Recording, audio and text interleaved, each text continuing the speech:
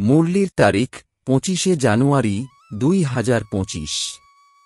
মুরলির শিরোনাম অনল স্টুডেন্ট হয়ে ভালো মার্কস নিয়ে পাস করার পুরুষার্থ করো।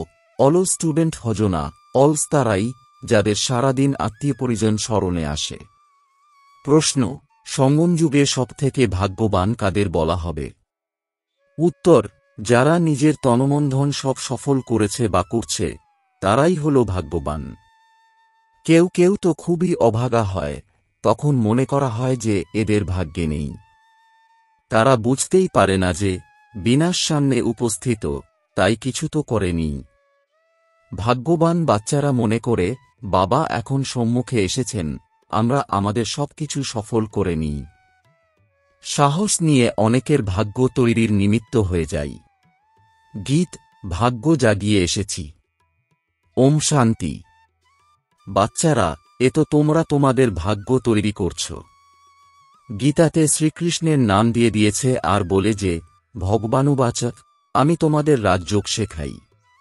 এখন কৃষ্ণ ভগবানুবাচ তো নয়, এই শ্রীকৃষ্ণ তো এইম অবজেক্ট, তাই শিব ভগবানুবাচ হল, আমি তোমাদের রাজার রাজা বানাই। তাহলে প্রথম প্রিন্স অবশ্যই শ্রীকৃষ্ণ হবেন, বাকি কৃষ্ণ ভগবানুবাচক নয়। কৃষ্ণ তো বাচ্চারা, তোমাদের এইম অবজেক্ট, এ হল পাঠশালা। ভগবান পড়ান, তোমরা সবাই এখানে প্রিন্স প্রিন্সেস তৈরি হও। বাবা বলেন, অনেক জন্মের অন্তেরও অন্তে আমি তোমাদের শ্রীকৃষ্ণ হওয়ার জন্য এই জ্ঞান শোনাই। এই পাঠশালার টিচার শিব বাবা, শ্রীকৃষ্ণ নন। শিব বাবাই দৈবী ধর্মের স্থাপনা করেন। বাচ্চারা, তোমরা বলো যে আমরা ভাগ্য বানাতে এসেছি। আত্মারা জানে যে আমরা পরমপিতা পরমাত্মার কাছে ভাগ্য বানাতে এসেছি। এ হল প্রিন্স প্রিন্সেস হওয়ার ভাগ্য। রাজযোগ তো, তাই না? শিব বাবার দ্বারা প্রথমে স্বর্গের 2 পাতা রাধাকৃষ্ণ নির্গত হন। এই যে চিত্র বানানো হয়েছে তা ঠিক বোঝানোর জন্য খুব ভালো। গীতার জ্ঞানের দ্বারাই ভাগ্য তৈরি হয়। ভাগ্য জাগ্রত হয়েছিল, তা আবার নিভে গেল। অনেক জন্মের অন্তে তোমরা একদম তমপ্রধান বেগার হয়ে গেছ। এখন আবার তোমাদের প্রিন্স হতে হবে। প্রথমে তো অবশ্যই রাধাকৃষ্ণই হবেন, তারপর তাদের রাজধানী চলতে থাকে। কেবল একজন তো আর থাকবে না, তাই না? স্বয়ম্বরের পরে রাধাকৃষ্ণই আবার লক্ষ্মীনারায়ণ হন। নর থেকে প্রিন্স বা নারায়ণ হওয়া একই কথা। বাচ্চারা, তোমরা জানো যে এই লক্ষ্মীনারায়ণ স্বর্গের মালিক ছিলেন। অবশ্যই তা সঙ্গমেই স্থাপনা হবে, তাই সঙ্গম যুগকে পুরুষোত্তম যুগ বলা হয়। এই সময় আদি সনাতন দেবী দেবতা ধর্মের স্থাপনা হয়, বাকি অন্য সব ধর্ম বিনাশ হয়ে যাবে।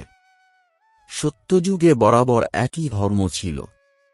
সেই হিস্ট্রিজিওগ্রাফি অবশ্যই আবারও রিপিট হতে হবে।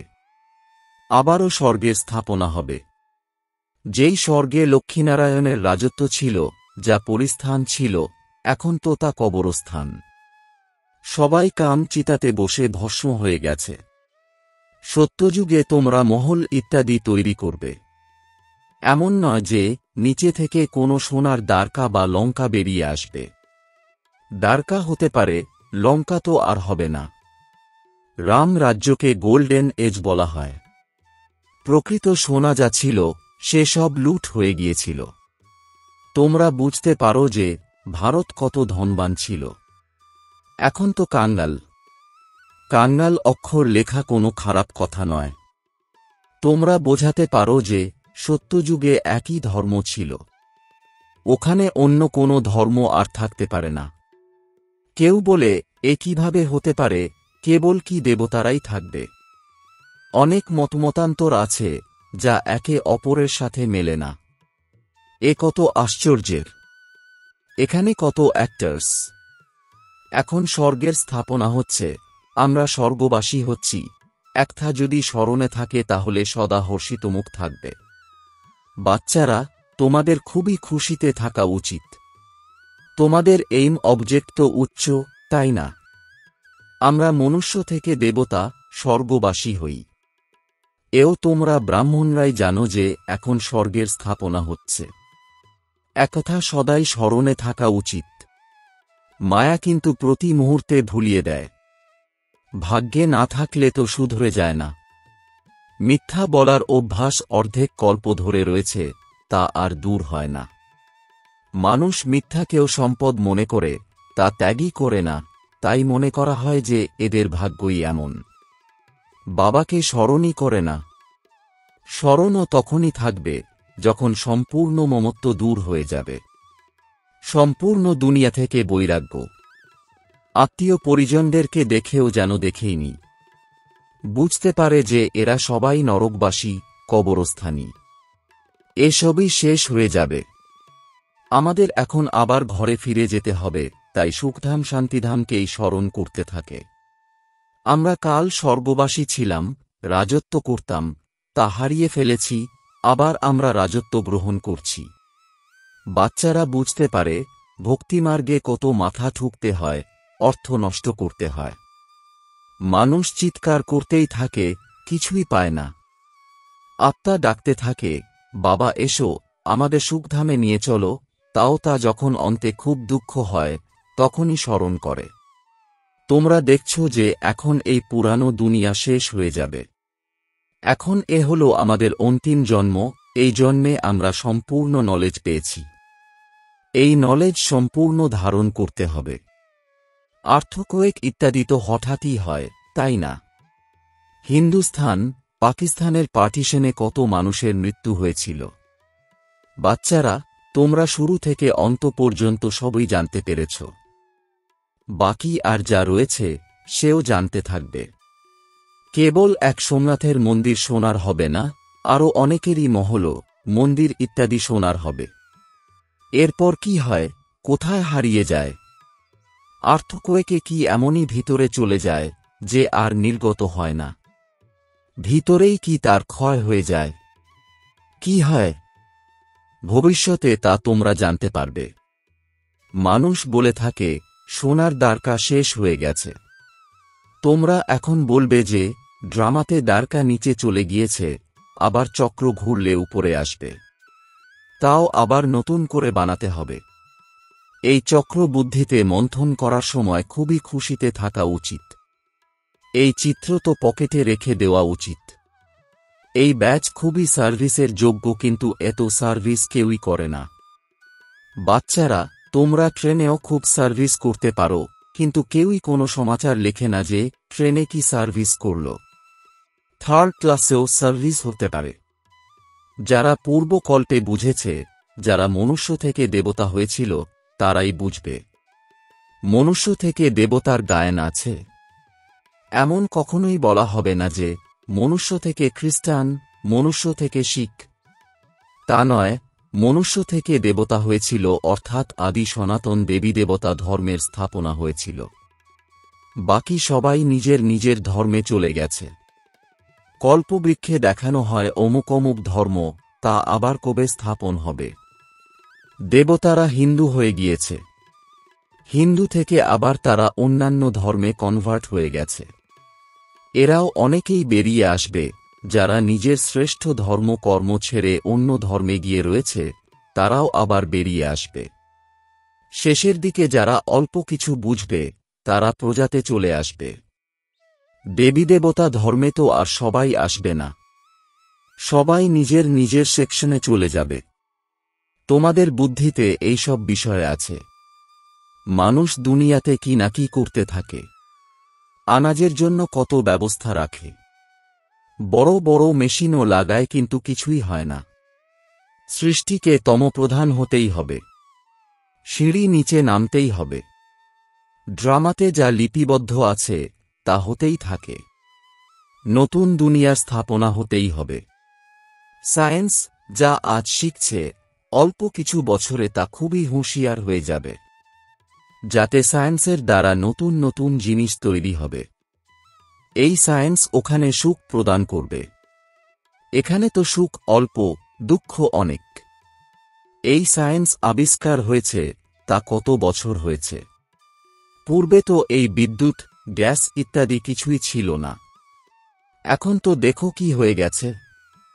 ওখানে তো আবার এই শেখানোতেই চলবে। শীঘ্রই কাজ হয়ে যাবে। এখানে তো দেখো কিভাবে বাড়ি তৈরি হয়, সবকিছুই রেডি থাকে। কত বড় বাড়ি বানানো হয়। ওখানে এমন হবে না। ওখানে তো সকলেরই নিজেদের ক্ষেত থাকে, ট্যাক্স ইত্যাদি কিছুই দিতে হয় না। ওখানে তো অগাধ ধন থাকে, জমিও অনেক থাকে। নদী তো সবই থাকবে, বাকি নালা থাকবে না, যা পরে খনন করা হয়। বাচ্চাদের কত আন্তরিক খুশিতে থাকা উচিত যে আমরা ডবল ইঞ্জিন পেয়েছি। পাহাড়ে তো ট্রেন ডবল ইঞ্জিনে চলে। বাচ্চারা, তোমরাও তো হাত লাগাও, তাই না? তোমরা তো কত অল্প, তোমাদেরও মহিমা করা হয়। তোমরা জানো যে আমরা ঈশ্বরের সাহায্যকারী। আমরা শ্রীমতে চলে সেবা করছি। বাবাও তো সেবা করতে এসেছেন। তিনি এক ধর্মের স্থাপনা এবং অনেক ধর্মের বিনাশ করিয়ে দেন। অল্প কিছু সময় পরে দেখবে অনেক হাঙ্গামা হবে। এখনো মানুষের ভয় থাকে যে কোথাও লড়াই করে বোম না ফেলে দেয়। আগুনের ফুলকি তো অনেকই লাগতে থাকে। মানুষ প্রতি মুহূর্তে নিজেদের মধ্যে লড়াই করতে থাকে। বাচ্চারা জানে যে এই পুরানো দুনিয়া শেষ হয়েই যাবে। তারপর আমরা নিজেদের ঘরে ফিরে যাব। এখন ৮৪ জন্মের চক্র সম্পূর্ণ হয়ে এসেছে।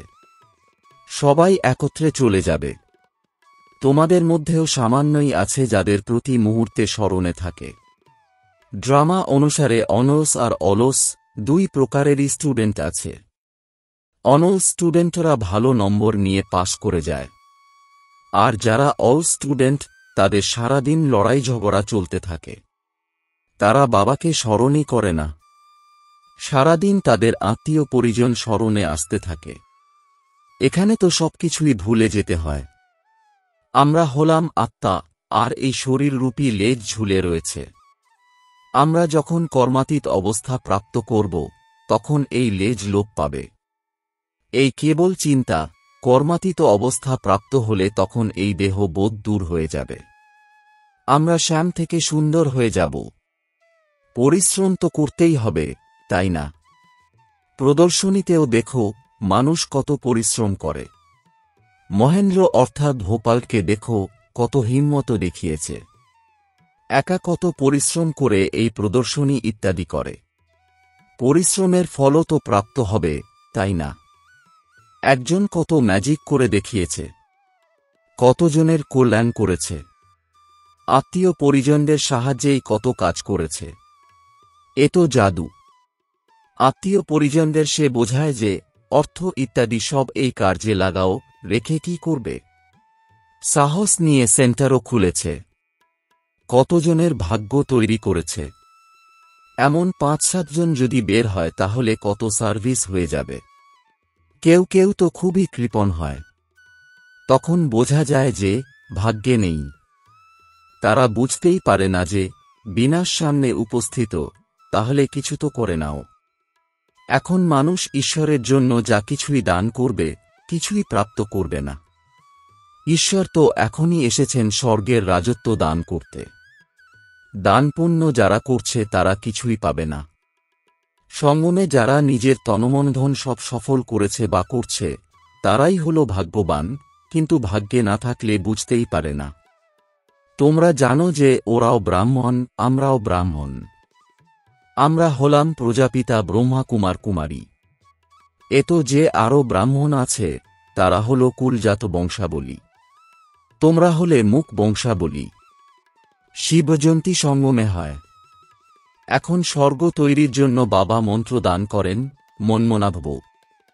আমাকে স্মরণ করলে তুমি পবিত্র হয়ে পবিত্র দুনিয়ার মালিক হয়ে যাবে। এমনভাবে যুক্তির দ্বারা পর্চা ছাপানো উচিত। দুনিয়াতে তো অনেকেরই মৃত্যু হয়, তাই না? যেখানেই কারোর মৃত্যু হবে সেখানেই পর্চা বিলানো উচিত। বাবা যখন আসেন তখনই পুরানো দুনিয়ার বিনাশ হয়, আর তারপরে স্বর্গের দ্বার খুলে যায়। কেউ যদি সুখধামে যেতে চায় তাহলে তার মন্ত্র হল মনমনা ভব। এমন রসযুক্ত ছাপা পর্চা যেন সকলের কাছে থাকে। তোমরা শ্মশানেও বিতরণ করতে পারো। বাচ্চাদের সার্ভিসের শখ থাকা চাই। সার্ভিসের উপায় তো অনেকই বলে দেওয়া হয়। এ তো খুব ভালোভাবে লিখে দেওয়া উচিত। এইম অবজেক্ট তো লেখাই আছে। বোঝানোর জন্য খুব ভালো যুক্তির প্রয়োজন। আচ্ছা, মিষ্টি মিষ্টি প্রশিক্ষার্থী বাচ্চাদের প্রতি মাতাপিতা বাপদাদার স্মরণের স্নেহসুমন আর সুপ্রভাত। আত্মাদের পিতা তাঁর আত্মারূপী বাচ্চাদেরকে জানাচ্ছেন নমস্কার। আচ্ছা, ধারণার জন্যে মুখ্য সার। এক কর্মাতীত অবস্থা প্রাপ্ত করার জন্য এই শরীররূপী পুচ্ছকে ভুলে যেতে হবে। এক বাবা ব্যতীত কোনো আত্মীয় পরিজন যাতে স্মরণে না আসে তার জন্য পরিশ্রম করতে হবে। 2. শ্রীমতে চলে ঈশ্বরের সাহায্যকারী হতে হবে। তনমন্ধন সব সফল করে নিজের উচ্চ ভাগ্য তৈরি করতে হবে। বরদান, কর্মভোগ রূপী পরিস্থিতির আকর্ষণকেও সমাপ্ত করে সম্পূর্ণ নষ্ট মোহভব। এর বিস্তার এখনো পর্যন্ত প্রকৃতির দ্বারা পরিস্থিতি অবস্থাকে নিজের প্রতি কিছু না কিছু আকর্ষণ করে। সবথেকে বেশি নিজের দেহের হিসেবনিকেশ, বাকি থাকা কর্মভোগের রূপে আগত পরিস্থিতি নিজের প্রতি আকৃষ্ট করে। এই আকর্ষণও যখন সমাপ্ত হয়ে যাবে তখন বলা হবে সম্পূর্ণ নষ্টমোহ। যে কোনো দেহের বা দেহের দুনিয়ার পরিস্থিতি স্থিতিকে টলাতে পারবে না। এ হল সম্পূর্ণ স্টেজ। এই স্টেজ পর্যন্ত যখন পৌঁছে যাবে তখন সেকেন্ডে নিজের মাস্টার সর্বশক্তিমান স্বরূপে সহজেই স্থিত হতে পারবে। স্লোগান, পবিত্রতার ব্রত সবথেকে শ্রেষ্ঠ সত্যনারায়ণের ব্রত। এতেই অতীন্দ্রিয় সুখ সমাহিত থাকে। ওম শান্তি।